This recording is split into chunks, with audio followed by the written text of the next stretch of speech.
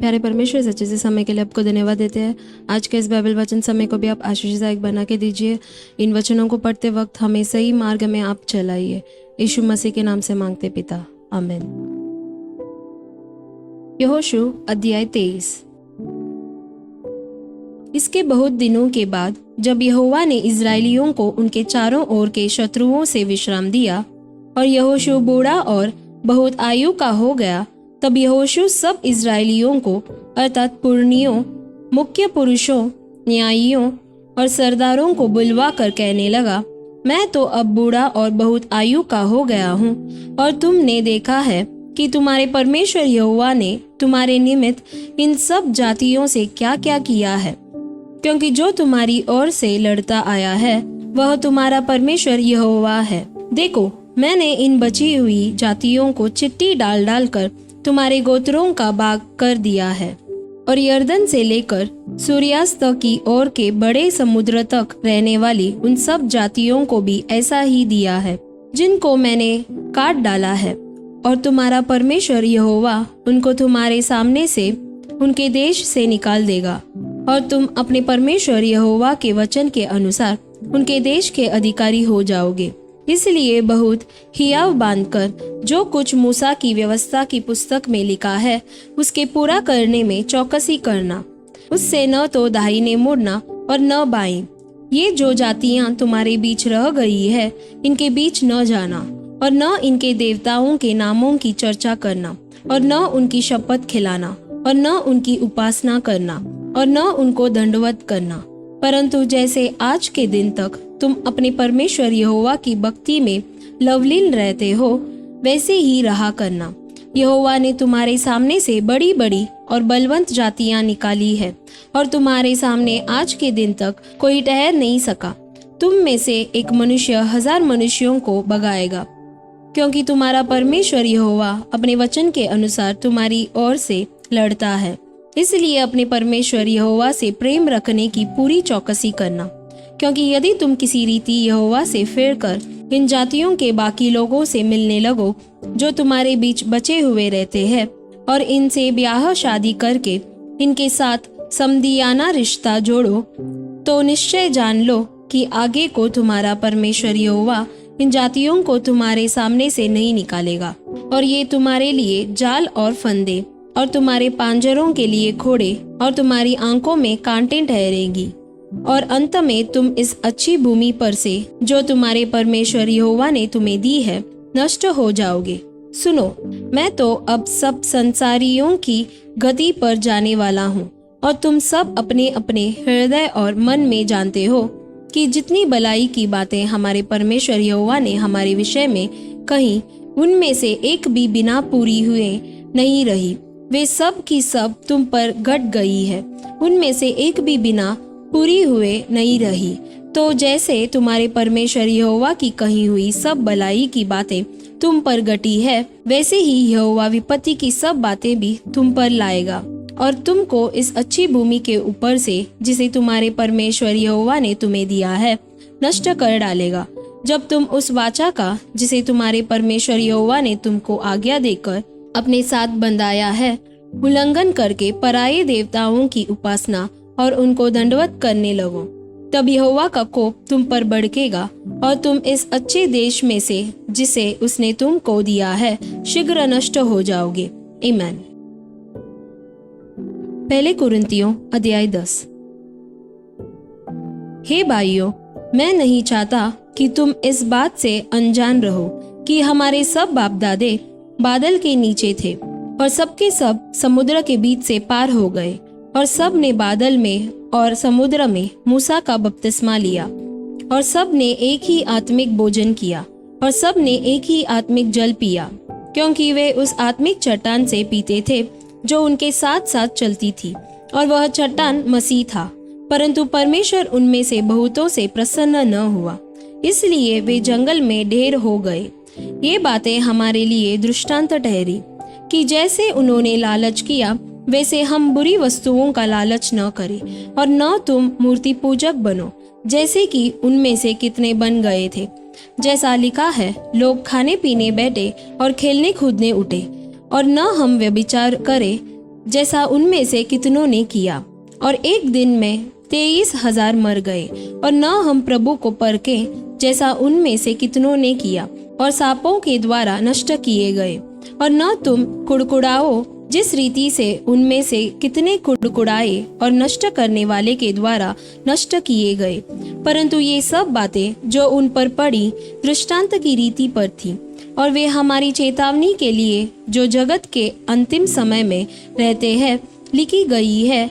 इसलिए जो समझता है मैं स्थिर हूँ, वह चौकस रहे कि कहीं गिर न पड़े। तुम किसी ऐसी परीक्षा में नहीं पड़े जो मनुष्य के सहने से बाहर है। परमेश्वर सच्चा है और वह तुम्हें सामर्थ्य से बाहर परीक्षा में न पड़ने देगा, वरन परीक्षा के साथ निकास भी करेगा कि तुम सह सको। इस कारण हे मेरे प्रियो, मूर्ति पूजा से बचे रहो। मैं बुद्धिमान जानकर तुमसे कहता हूँ, जो मैं कहता हूँ उसे तुम परखो।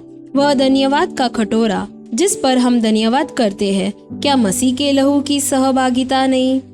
वह रोटी जिसे हम तोड़ते हैं, क्या वह मसीह की देह की सहभागिता नहीं? इसलिए कि एक ही रोटी है तो हम भी जो बहुत है एक देह है, क्योंकि हम सब उसी एक रोटी में भागी होते हैं। जो शरीर के भाव से इजरायली है उनको देखो, क्या बलिदानों के खाने वाले वेदी के सहभागी नहीं?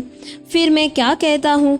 क्या यह कि मूर्ति पर चढ़ाया गया बलिदान कुछ है या मूर्ति कुछ है?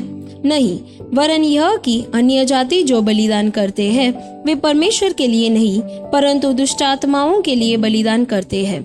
और मैं नहीं चाहता कि तुम दुष्ट आत्माओं के सहभागी हो। तुम प्रभु के खटोरे और दुष्ट आत्माओं के खटोरे दोनों में से नहीं पी सकते। तुम प्रभु की मेज और दुष्ट आत्माओं की मेज दोनों के साजी नहीं हो सकते। क्या हम प्रभु को क्रोध दिलाते हैं? क्या हम उससे शक्तिमान हैं? सब वस्तुएं मेरे लिए उचित तो है, परंतु सब लाभ की नहीं। सब वस्तुएं मेरे लिए उचित तो है, परंतु सब वस्तुओं से उन्नति नहीं। कोई अपनी ही भलाई को नहीं वरन दूसरों की भलाई को ढूंढे। जो कुछ कसाईयों के यहाँ बिकता है वह खाओ और विवेक के कारण कुछ न पूछो, क्योंकि पृथ्वी और उसकी भरपूरी प्रभु की है। यदि अविश्वासियों में से कोई तुम्हें नेवता दे और तुम जाना चाहो, तो जो कुछ तुम्हारे सामने रखा जाए वही खाओ और विवेक के कारण कुछ न पूछो। परंतु यदि कोई तुमसे कहे यह तो मूर्ति को बलि की हुई वस्तु है, तो उसी बताने वाले के कारण और विवेक के कारण न खाओ। मेरा मतलब तेरा विवेक नहीं परंतु उस दूसरे का। भला मेरी स्वतंत्रता दूसरे के विचार से क्यों पर की जाए? यदि मैं धन्यवाद करके साजी होता हूँ, तो जिस पर मैं धन्यवाद करता हूँ उसके कारण मेरी बदनामी क्यों होती है? इसलिए तुम चाहे खाओ चाहे पियो चाहे जो कुछ करो, सब कुछ परमेश्वर की महिमा के लिए करो। तुम न यहूदियों न यूनानियों और न परमेश्वर की कलीसिया के लिए ठोकर के कारण बनो, जैसा मैं भी सब बातों में सबको प्रसन्न रखता हूँ और अपना नहीं परंतु बहुतों का लाभ ढूंढता हूँ कि वे उद्धार पाएं। आमीन। व्यवस्था विवरण अध्याय 32 27 से 52। परंतु मुझे शत्रुओं की छेड़छाड़ का डर था, ऐसा न हो कि द्रोही इसको उल्टा समझकर यह कहने लगे हम अपने ही बाहुबल से प्रबल हुए, और यह सब यहोवा से नहीं हुआ।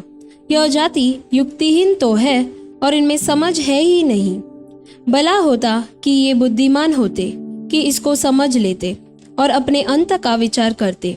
यदि उनकी चट्टान ही उनको न बेच देती और यहोवा उनको दूसरों के हाथ में न कर देता, तो यह कैसे हो सकता कि उनके 1000 का पीछा एक मनुष्य करता और उनके 10,000 को 2 मनुष्य भगा देते? क्योंकि जैसी हमारी चट्टान है वैसी उनकी चट्टान नहीं है, चाहे हमारे शत्रु ही क्यों न न्यायी हो, क्योंकि उनकी दाखलता सदोम की दाखलता से निकली और अमोरा की दाख की बारियों में की है। उनकी दाख विषभरी और उनके गुच्छे कड़वे हैं। उनका दाख मधु सांपों का सा विष और काले नागों का सा हलाहल है। क्या यह बात मेरे मन में संचित और मेरे भंडारों में मुहरबंद नहीं है? पलटा लेना और बदला लेना मेरा ही काम है। यह उनके पांव फिसलने के समय प्रकट होगा, क्योंकि उनकी विपत्ति का दिन निकट है। और जो दुख उन पर पड़ने वाले हैं वे शीघ्र आ रहे हैं। क्योंकि जब यहोवा देखेगा कि मेरी प्रजा की शक्ति जाती रही और क्या बंधुआ और क्या स्वाधीन, उनमें कोई बचा नहीं रहा, तब यहोवा अपने लोगों का न्याय करेगा और अपने दासों के विषय तरस खाएगा। तब वह कहेगा, उनके देवता कहाँ है, अर्थात वह चट्टान कहाँ जिस पर उनका भरोसा था, जो उनके बलिदानों की चर्बी खाते और उनके तपावनों का दाखमधु पीते थे। वे ही उठकर तुम्हारी सहायता करें और तुम्हारी आड़ हो। इसलिए अब तुम देख लो कि मैं ही वह हूँ और मेरे संग कोई देवता नहीं। मैं ही मार डालता और मैं जिलाता भी हूँ, मैं ही घायल करता और मैं ही चंगा भी करता हूँ, और मेरे हाथ से कोई नहीं छुड़ा सकता। क्योंकि मैं अपना हाथ स्वर्ग की ओर उठाकर कहता हूँ, क्योंकि मैं अनंत काल के लिए जीवित हूँ। इसलिए यदि मैं बिजली की तलवार पर सान धर कर झलकाऊं और न्याय अपने हाथ में ले लूं, तो अपने द्रोहियों से बदला लूंगा और अपने बैरियों को बदला दूंगा। मैं अपने तीरों को लहू से मतवाला करूंगा और मेरी तलवार मांस खाएगी। वह लहू मारे हुओं और बंदियों का और वह मांस शत्रुओं के लंबे बाल वाले प्रधानों का होगा। हे जाति जाति के लोगों, उसकी प्रजा के साथ आनंद मनाओ, क्योंकि वह अपने दासों के लहू का पलटा लेगा और अपने द्रोहियों को बदला देगा और अपने देश और अपनी प्रजा के पाप के लिए प्रायश्चित देगा। इस गीत के सब वचन मूसा ने नून के पुत्र होशे समेत आकर लोगों को सुनाए। जब मूसा ये सब वचन सब इजरायलियों से कह चुका, तब उसने उनसे कहा, जितनी बातें मैं आज तुमसे चिताकर कहता हूँ, उन सब पर अपना अपना मन लगाओ और उनके अर्थात इस व्यवस्था की सारी बातों के मानने में चौकसी करने की आज्ञा अपने बच्चों को दो, क्योंकि यह तुम्हारे लिए व्यर्थ काम नहीं, परंतु तुम्हारा जीवन ही है। और ऐसा करने से उस देश में तुम्हारी आयु के दिन बहुत होंगे, जिसके अधिकारी होने को तुम यर्दन पार जा रहे हो। फिर उसी दिन यहोवा ने मूसा से कहा, उस अबारिम पहाड़ की नबो नामक चोटी पर, जो मोआब देश में यरीहो के सामने है, चढ़कर कनान देश, जिसे मैं इजराइलियों की नीज भूमि कर देता हूँ, उसको देख ले। तब जैसे तेरा भाई हारून होर पहाड़ पर मरकर अपने लोगों में मिल गया, वैसा ही तू इस पहाड़ पर चढ़कर मर जाएगा और अपने लोगों में मिल जाएगा। इसका कारण यह है कि सीन जंगल में कादेश के मरीबा नामक सोते पर तुम दोनों ने मेरा अपराध किया, क्योंकि तुमने इजरायलियों के मध्य में मुझे पवित्र न ठहराया। इसलिए वह देश जो मैं इजरायलियों को देता हूँ, तू अपने सामने देख लेगा, परंतु वहां जाने न पाएगा। आमीन।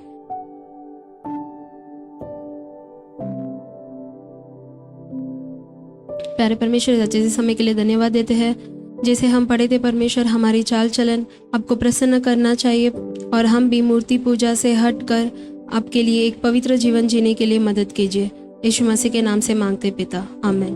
God bless you.